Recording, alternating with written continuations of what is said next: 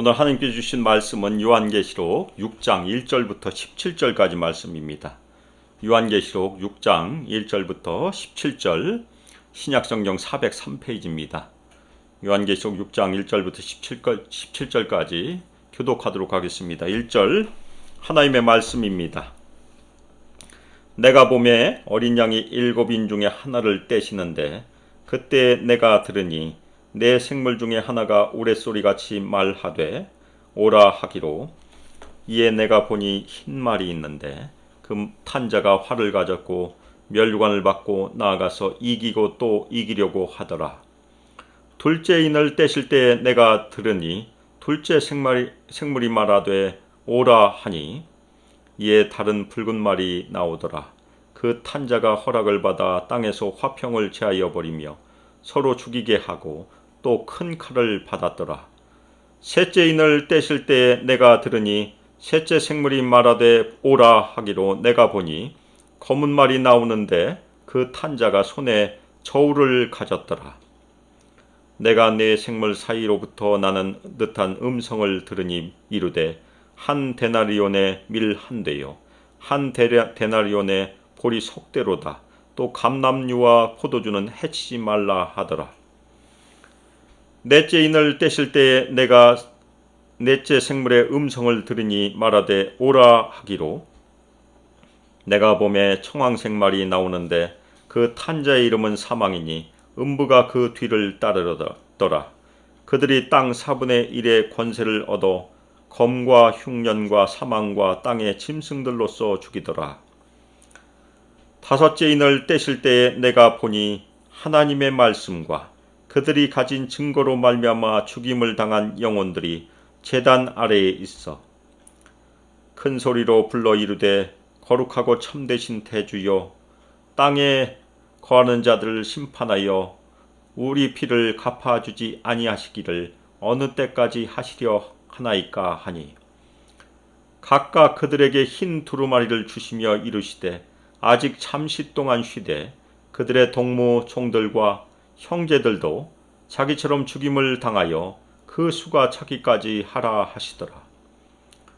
내가 보니 여섯째 인을 떼실 때 큰 지진이 나며 해가 검은 털로 짠 상복같이 검어지고 달은 온통 피같이 되며 하늘의 별들이 무화과 나무가 대풍에 흔들려 설익은 열매가 떨어지는 것 같이 땅에 떨어지며 하늘은 두루마리가 말리는 것 같이 떠나가고 각 산과 섬이 제자리에서 옮겨지매 땅의 짐승 임금들과 왕족들과 장군들과 부자들과 강한 자들과 모든 종과 자유인이 굴과 산들의 바위 틈에 숨어 산들과 바위에게 말하되, 우리 위에 떨어져 보좌에 앉으신 이의 얼굴에서와 그 어린 양의 진노에서 우리를 가리라. 그들의 진노의 큰 날이 이르렀으니 누가 능히 서리요 하더라. 아멘. 이 시간 7인을 떼시는 어린 양이라는 설교 제목으로 하나님의 말씀을 증거하도록 하겠습니다. 한겨레신문 광노필의 미래창이라는 과학 칼럼에서 발췌한 내용입니다.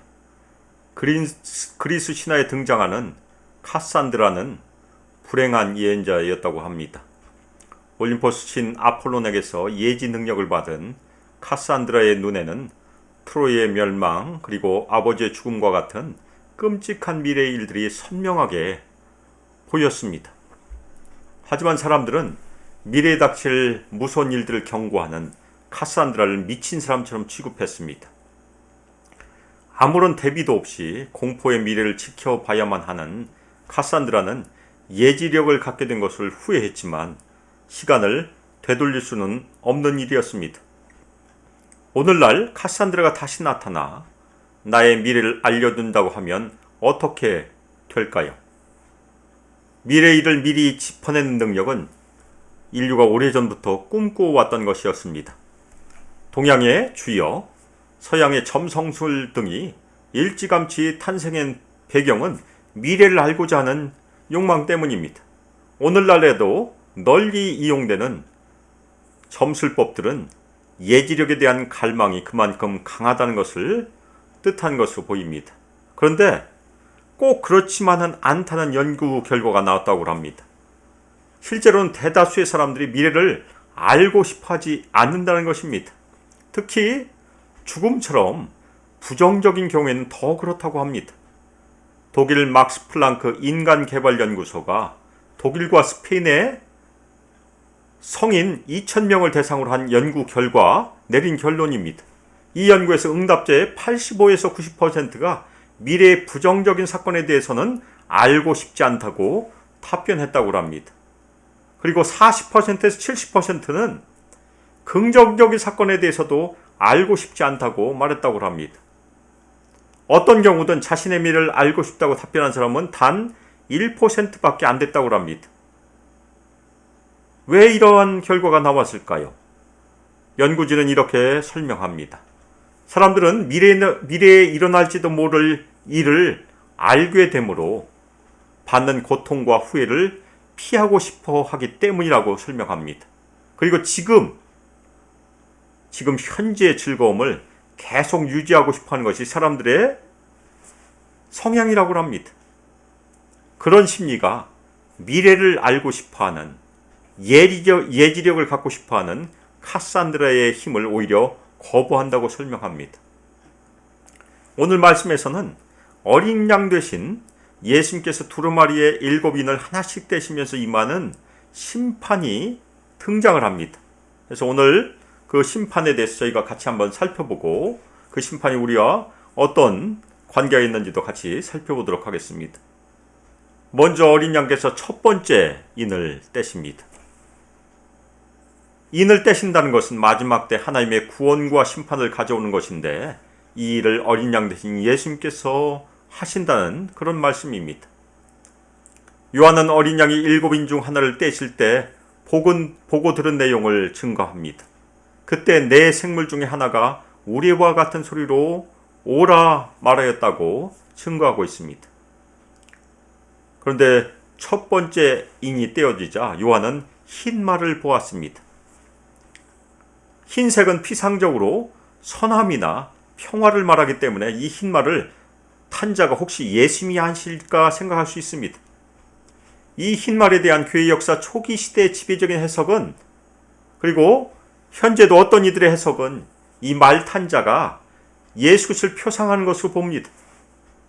이 해석은 그리스도에 대한 복음이 계속 전파되어 구원으로 회심자들을 얻게 되는 일이 전 세계의 마지막 심판이 오기 전까지 계속해서 일어날 것이라고 해석을 합니다.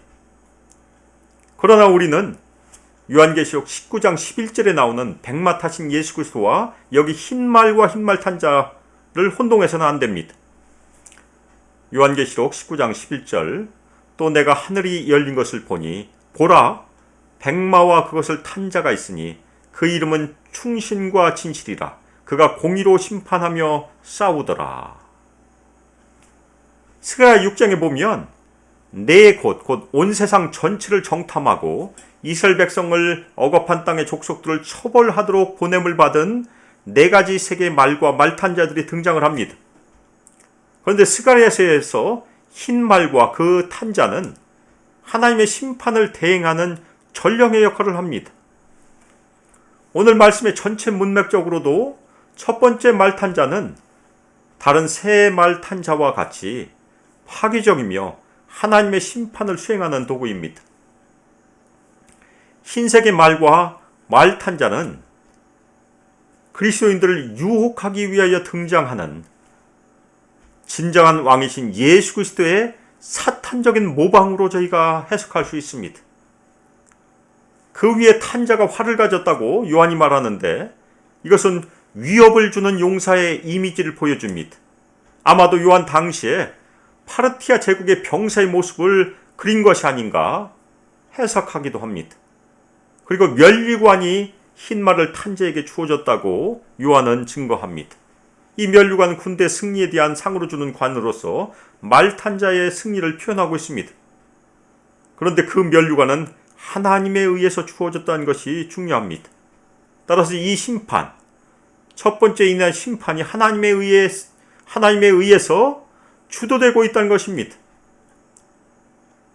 따라서 우리 신자들은 현재 우리가 고난 속에 있더라도 하나님께서 모든 일을 궁극적으로 주관하시고 다스리고 계신다는 것을 저희가 확신해야 합니다. 그리고 저희가 계속해서 경험해야 할 일어나는 모든 일이 하나님의 목적에 따라 진행하고 있다는 것을 저희가 확신해야 합니다. 하나님의 뜻을 벗어나서 일어나는 일은 없다는 것입니다. 요한은 그는 나아가서 이기고 또 이기려고 하더라고 설명합니다. 이는 흰말 탄 자가 끊임없이 승리를 하고 있다는 강조하는 표현입니다. 다음으로 어린 양께서 둘째 인을 떼십니다. 그가 둘째 인을 떼실 때 역시 둘째 생물이 오라 말한 것을 요한은 들었습니다.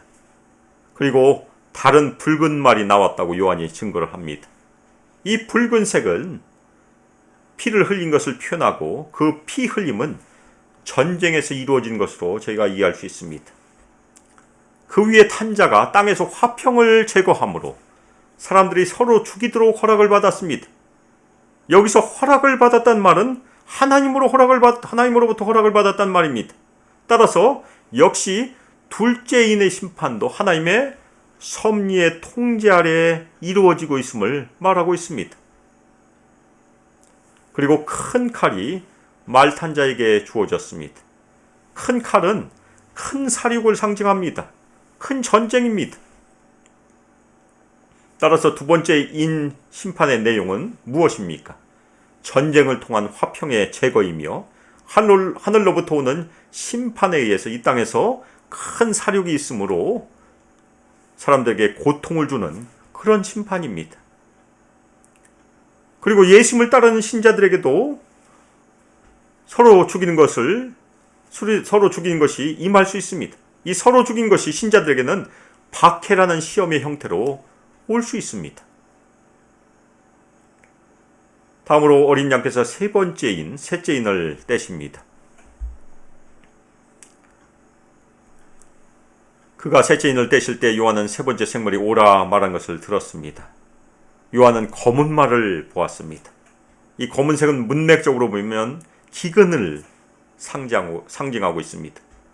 그리고 검은색 말 위에 앉은 자가 그의 손에 저울을 가졌다고 요한이 증거를 합니다.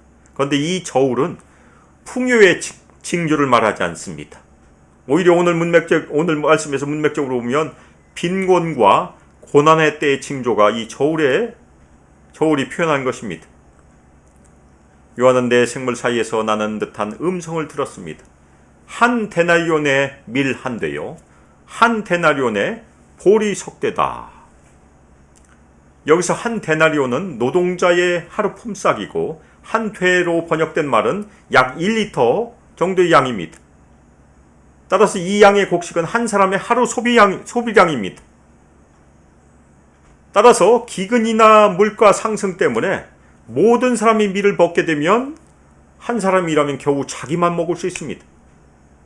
식구들을 먹이기가 쉽지 않다는 얘기입니다. 만일 보리를 먹게 되면 겨우 적은 수의 가족의 하루 식량밖에 되지 않는다는 그런 말입니다. 그런데 이 곡물 가격은 요한 당시 로마 제국 평균 물가의 8배에서 16배나 되는 엄청난 물가라고 설명하고 있습니다. 따라서 이 세 번째 인의 심판은 기근이나 전쟁으로 인하여 생필품인 식량의 부족이 오는 사태가 벌어진다는 그런 말입니다. 셋째 인의 심판은 경제적인 빈곤으로 인한 고난의 심판입니다. 그런데 그 목소리는 감람류와 포도주는 해치지 말라고 말하고 있습니다.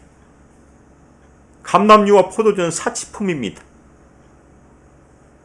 그런데 부자를 제외한 모든 사람들은 생필품을 구입하는 데 자신의 수입을 몽땅 다 써야 했기 때문에 감람류와 포도주는 살 수가 없었기 때문에 해칠 수가 없다고 그렇게 해석하고 있습니다. 다음으로 어린 양인 넷째 인을 떼십니다. 요한은 어린 양이 넷째 인을 떼실 때 넷째 생물이 오라 하는 음성을 들었습니다.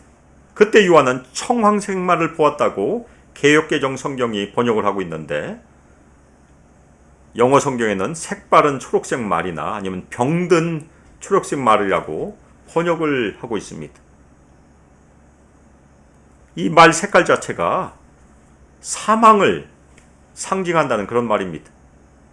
특별히 그 위에 탄 자는 사망이라는 이름을 가지고 있다고 요한은 증거를 하고 있고, 그 다음에 음부가 그 뒤를 따르고 있다고 요한이 증거를 합니다. 죽음과 음부는 무엇을 상징합니까? 죽은 자들이 사로잡혀 있는 지경을 의미합니다. 따라서 네 번째인의 심판은 죽음의 심판, 사망의 심판을 의미합니다. 그리고 권세가 그들에게 주어졌다고 말하는데, 이는 이 죽음의 심판도 하나님의 주권 아래에 이루어지고 있다는 것을 말해주고 있습니다. 그리고 땅의 4분의 1 위에 심판이 임한다고 말합니다. 4분의 1이라는 것은 전체가 아니기 때문에 광범위한 심판이긴 하지만 전체적인 가공할 만한 최후의 심판은 아니라는 그런 말입니다.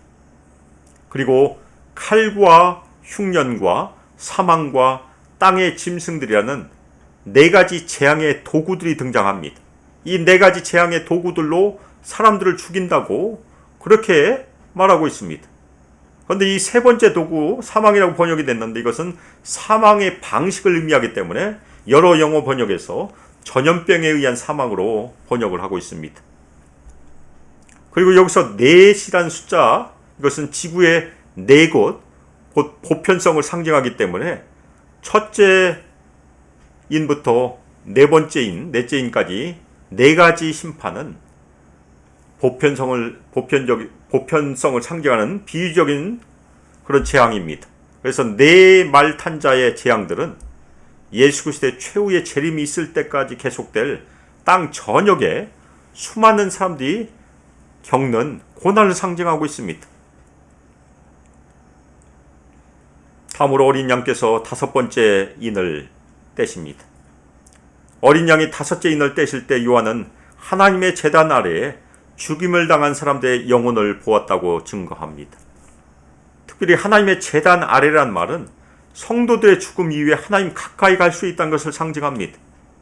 우리 성도들은 믿음을 끝까지 지키면 하나님의 제단 아래, 하나님 가까이, 하나님 임재 안으로 인도될 수 있다는 말입니다. 또 하나, 이 제단은 하나님께 제사를 올려드리는 장소입니다. 따라서 성도들의 순교가 하나님의 제단 아래에 드려지는 하나님을 예배하는 행위임을 표현하기도 합니다.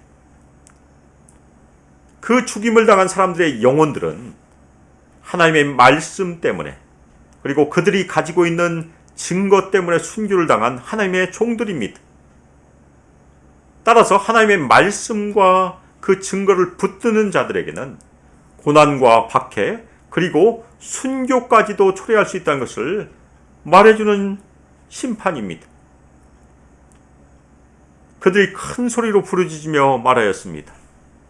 거룩하고 참되신 대주여, 땅에 거하는 자들을 심판하여 우리 피를 갚아주지 아니하시기를 어느 때까지 하시려 하나이까.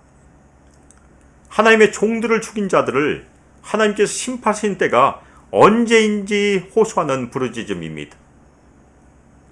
하나님과 하나님의 성도들을 대적하는 악의 세력에 대해 하나님의 완전한 정의를 언제 실현하실 것인가에 대한 호소입니다.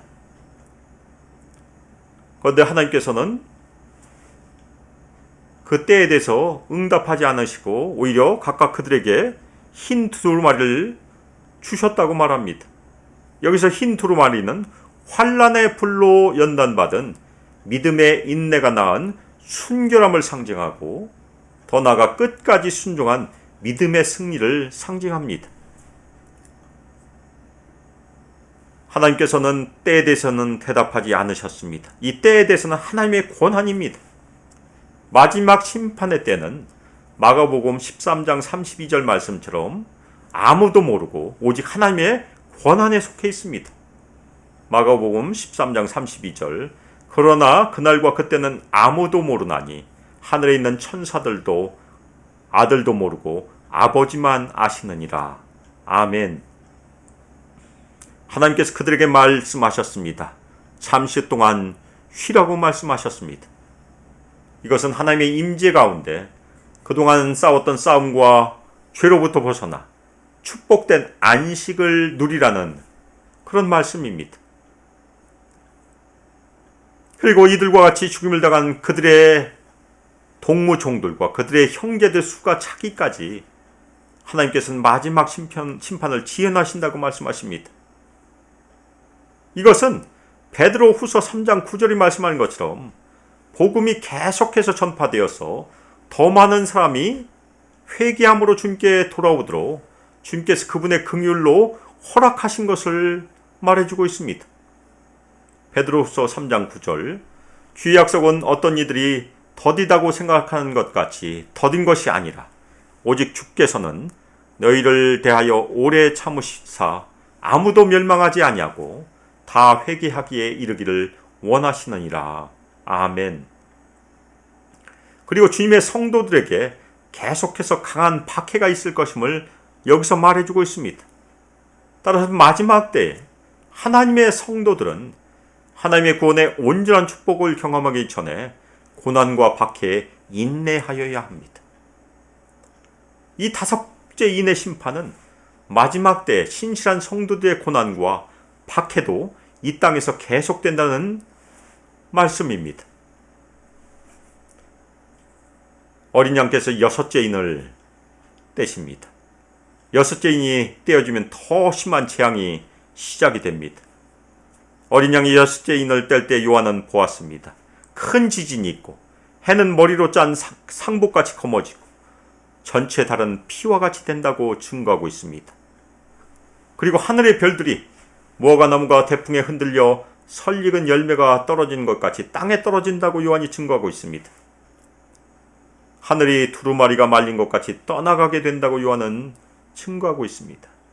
이것은 눈에 보이는 하늘이 붕괴된다는 말입니다. 그리고 각 산과 섬이 제자리에서 옮겨진다고 요한은 증거합니다.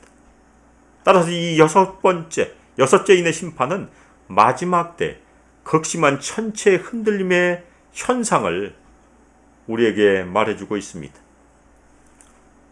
여섯 번째 인이 떼어진 후에 큰 화가 임했음을 보고 절망하고 두려워한 일이 이 땅에 일어납니다.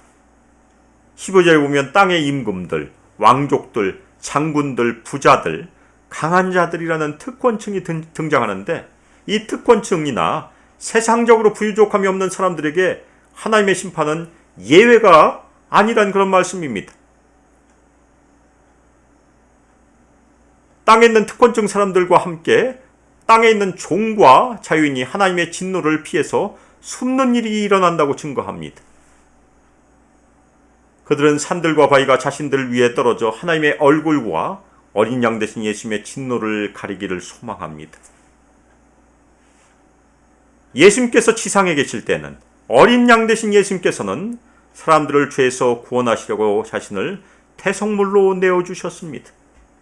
그러나 지금 하늘 보좌에 계신 어린 양 대신 예수님은 철장으로 세상을 다스리시며 진노로 심판하시는 분이십니다. 17절 말씀에 사람들의 진노의 큰 날이 이미 임했기 때문에 아무도 설 수 없다고 요한은 증거합니다. 보좌에 앉으신 하나님과 어린 양의 진노의 심판은 너무나 극렬하기 때문에 아무도 설 수 없고 아무도 피할 수 없습니다. 우리는 오늘 마지막 때 일어나고 있는 하나님의 심판들에 대해서 살펴보았습니다.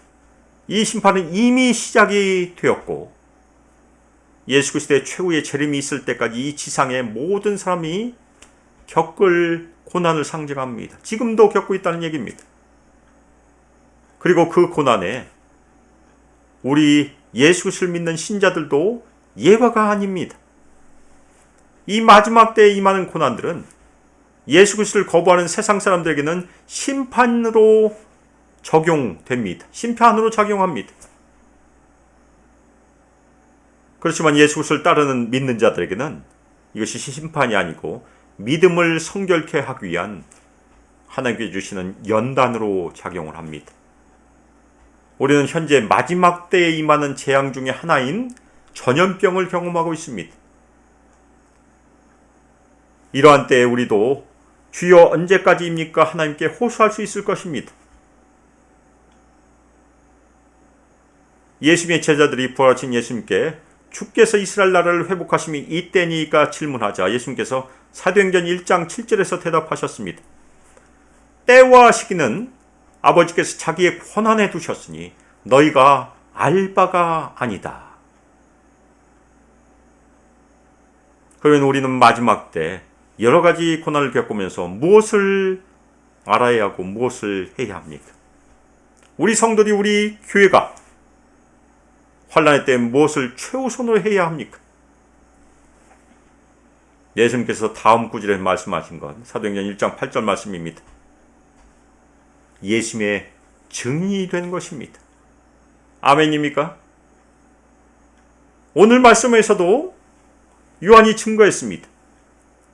하나님의 말씀을 전파하고 예수를 증거하는 것이라고 요한이 증거했습니다. 사랑하는 소망교회 성도 여러분, 우리는 현재 마지막 때에 있는 고난의 때 중에 하나를 지나가고 있습니다. 이 고난의 때에 우리는 무엇을 두려워하고 있는가 생각해 보시길 바랍니다.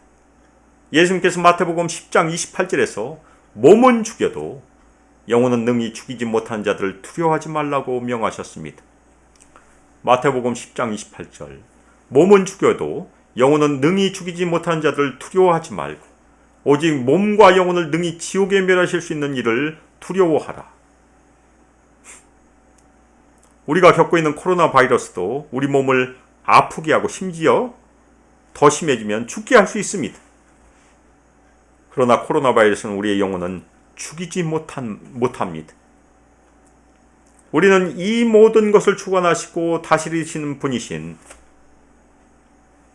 대주제이신 하나님을 늘 의지해야 합니다. 이 세상의 모든 것을 주관하시고 다스리신 분이 하나님이심을 늘 믿음으로 고백하며 우리는 그분을 두려워해야 합니다. 그리고 하나님께서 주시는 연단의 시기에 믿음과 인내로 자신의 신앙을 더욱더 정결케 하는 일을 계속해서 하여야 합니다. 사랑하는 소망교회 성도 여러분, 이 고난의 시기에 우리를 정결케 하시는 하나님의 손길을 경험하고 있는지요? 이 고난의 때에 우리를 정금같이 연단하시는 하나님을 경외함으로 그분을 두려워함으로 하나님께 매일 자신의 생명을 산제스로 올려드리시기를 주님의 이름으로 축원합니다. 이 어려운 환경에서도 우리 성도와 교회의 존재 목적이 하나님의 말씀과 어린 양 되신 예수 그리스도를 증거하는 삶임을 마음에 다시 한번 새기고 때를 얻었던지 못 얻었던지 고난에 흔들리지 말고 우리의 속죄 양 되신 예수 그리스도를 증거하는 삶, 예심의 증인된 삶을 끝까지 승리함으로 사시기를 주 예수 그리스도의 이름으로 축복하며 기도합니다. 하나님의 사랑과 성령 하나님의 교통하심과 우리에게 권능 부어주심과 임재하심이 이 땅에서 주 예수 그리스도의 말씀에 깊이 순종함으로 이 고난의 때에 우리를 정결케 하시는 하나님의 손길에 늘 순종함으로 저희를 정금같이